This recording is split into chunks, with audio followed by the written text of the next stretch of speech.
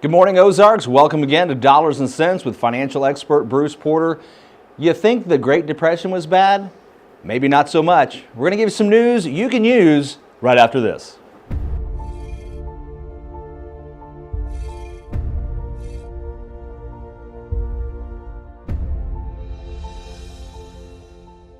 Putting the client first. That was my main priority some 20 years ago when I started the Resource Center, and it remains my priority today.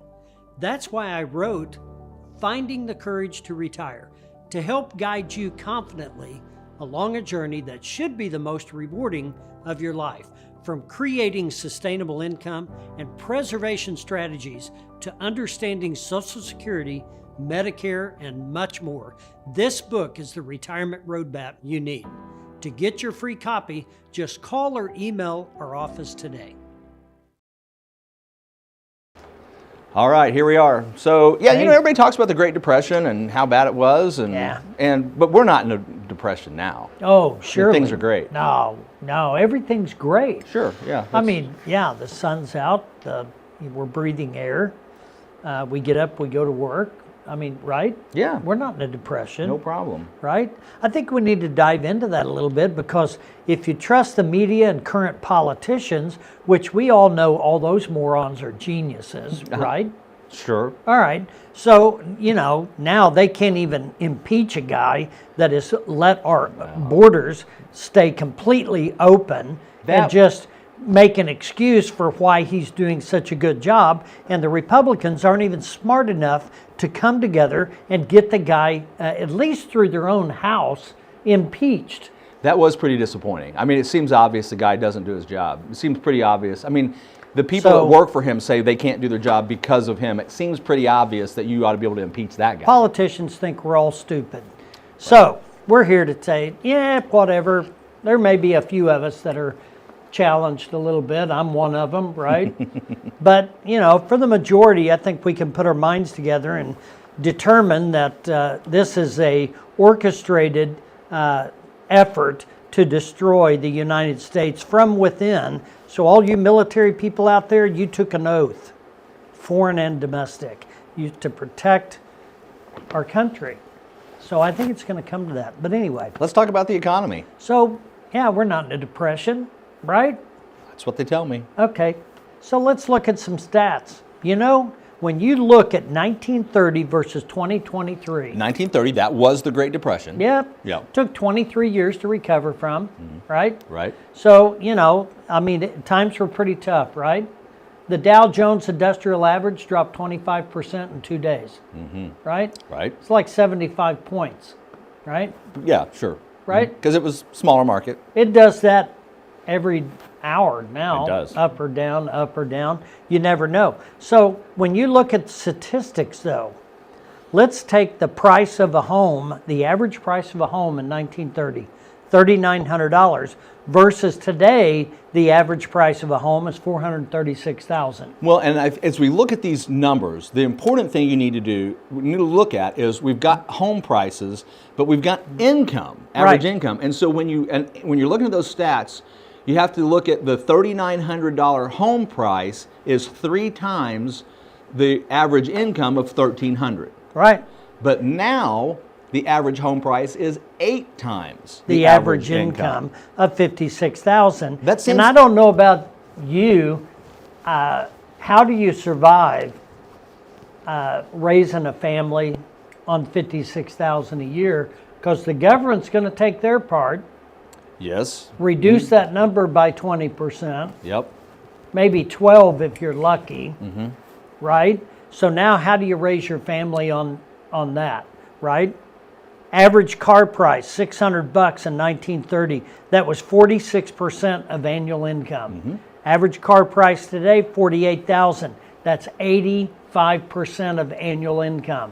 It's probably 100% for some of people. Net annual income. It would exceed that, I would expect. I would think. Yeah. Rent or mortgage, $216 a year, less than $20 a month in 1930. That was 16% of annual income. Today, average rent in the United States, average mortgage in the United States, $2,000 a month, that's 42% of annual income. Well, and I think what that chart shows us is when you look at those 8 times so much a percent of income, now we're comparing apples to apples. I mean, you can look and say, oh yeah, rent was cheap, but until you do that, that's what really puts it in perspective. And you know what that says to me? I'd rather live in the Great Depression than now. Sure. See, everybody says, everything's relevant. Everything was a lot lower back then. It's all relevant to the time. Well, sure it is. But if home prices in 1930 were 8 times the annual income, and if a car was 85% of annual income, and if rent was 42% of annual income, would the Great Depression have been worse or better?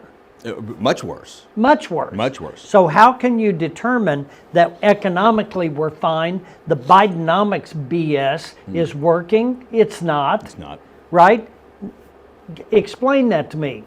Any politician that wants to watch this, any politician that wants to come on this show and explain this to me about how good we're doing and how prosperous the United States is, okay, come and explain this. Yep. It's a problem. Tell me all about it. Yeah. Well, give me your explanation, because I don't see it. Most of us don't do math anymore. You know, we calculate on our phone. We don't think about things like this. And so it takes a guy like you to come on a show and tell us how it works. Hey, it would be worse if I'd put it in cursive. I guess then nobody'd be able to read it. Nobody'd be able to read it. Nobody under 40 would, like 30 would be able to read it. Hieroglyphics. Yeah. Well, Peter can read. Right. Peter can read cursive. So I just say that, you know what?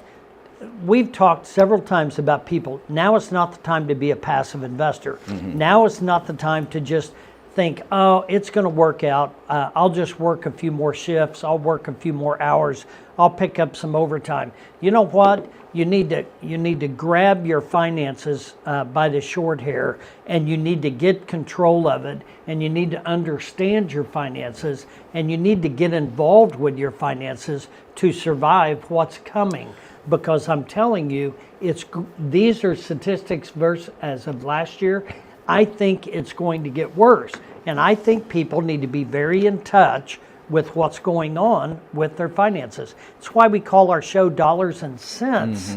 You need to have some sense about it, and you need to analyze it for yourself and determine what's going to be good for you and your family. So if we can help, please call. We don't charge a fee to sit down and visit at the Resource Center, so come and visit with us, and let me help you at least get started understanding where you're at. And then, you know, we've got our estate planning workshops coming up. We got 2 more, I think 2 or 3 planned for this month. So well, that's why we're good partners, because once you help them build the wealth, I'll help them preserve it. I'll help them pass it on to their family and keep it. Yeah, that's where we work together. Practical tip: get a hold of your debt. Get a hold of your debt. First step: get a hold of that debt. Get it under control. Debt reduction's the best investment you can make if you're what people say. I'm underwater. I'm struggling. I'm this. I'm that. Don't try to save money in a savings account, paying minimal interest when you got a credit card paying you or charging you 18 or 20. The best investment you can make is put money in that, put money in that, put money in that, pay that debt, pay it off. Well, you know, we used to live a little bit differently around here. I remember when I first got my first job, I was working full time. You know what I did? Every Monday, I'd go to the grocery store.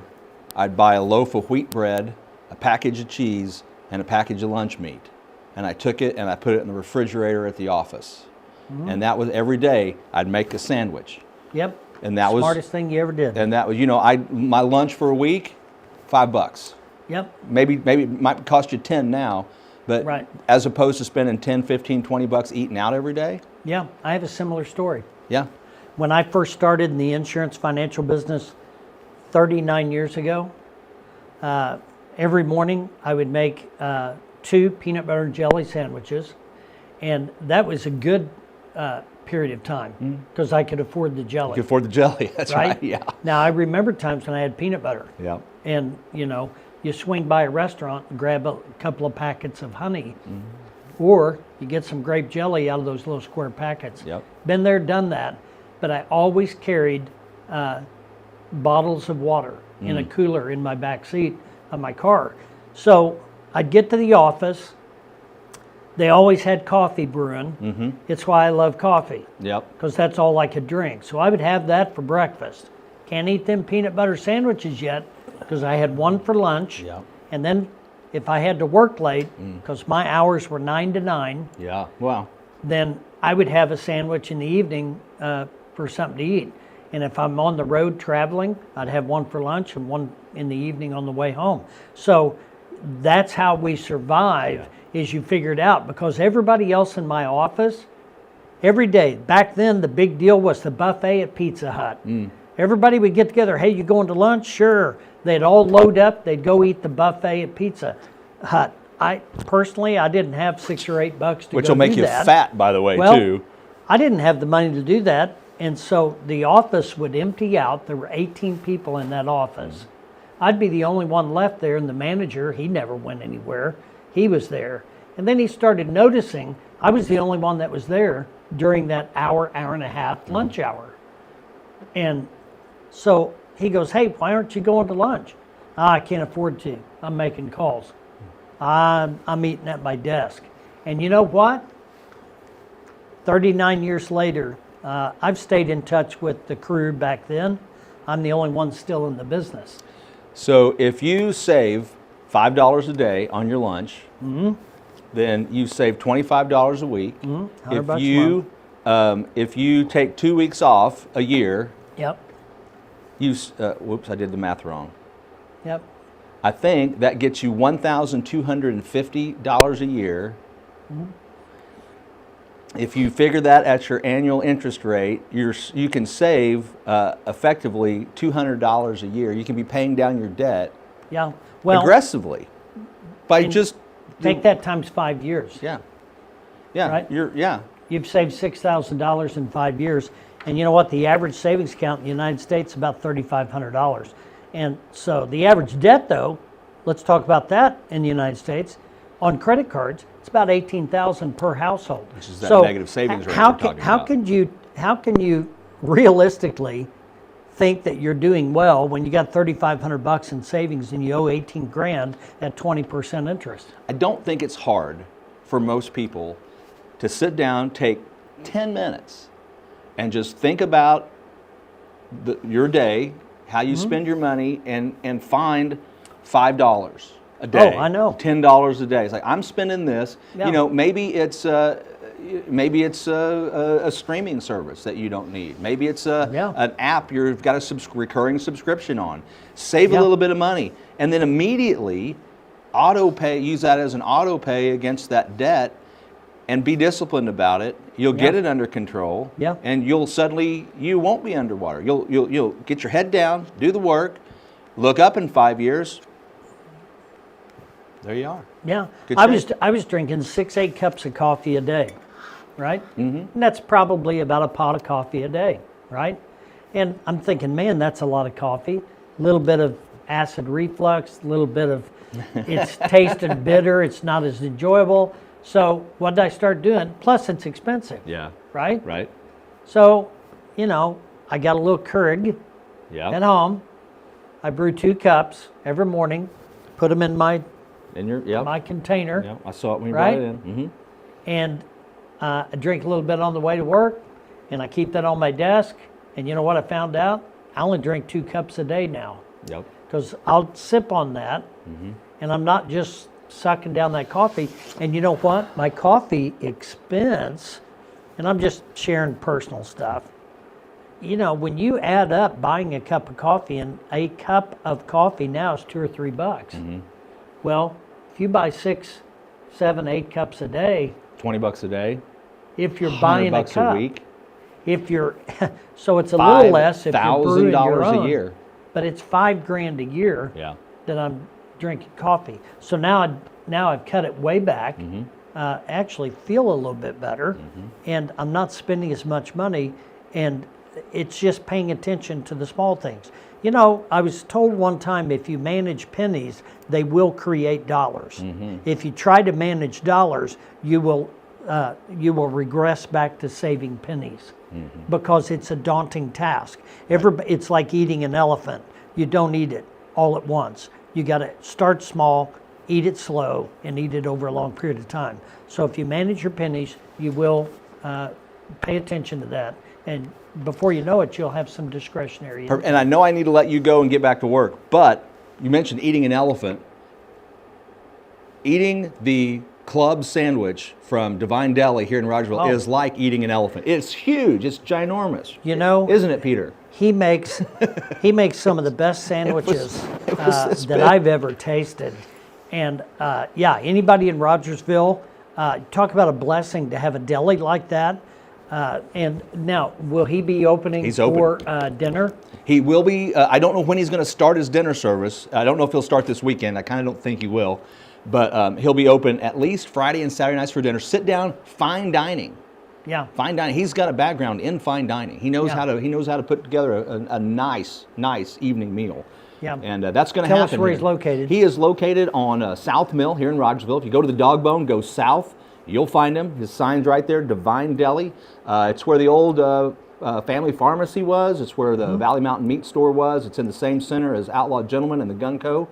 Right here in Rogersville, and you should stop by and check it out. 10:30 to 2:30, Monday through Saturday. And breakfast. You got to go to breakfast at Los Compadres. Los Compadres, right here in Rogersville in the Apple Market Center. I went there this morning. I had the judge. It was awesome. It's just the right amount of biscuits and gravy and egg and sausage. Yeah. It was, honestly, I think I could have licked the plate. Yeah, it's good stuff. It was good stuff. So you cool got to go check that out too. Yep. If you want to get a hold of Bruce, call him 417-882-1800 at the Resource Center. Tune in here in a couple hours for our Bluegrass show, Picking and Grinning with Doc Zimmer. And subscribe, follow all of Planet 417 for all of our local regional content. We'll be back next week. Investment advisory services offered only by duly registered individuals through AE Wealth Management, LLC. AE Wealth Management and the Resource Center, Inc. are not affiliated companies.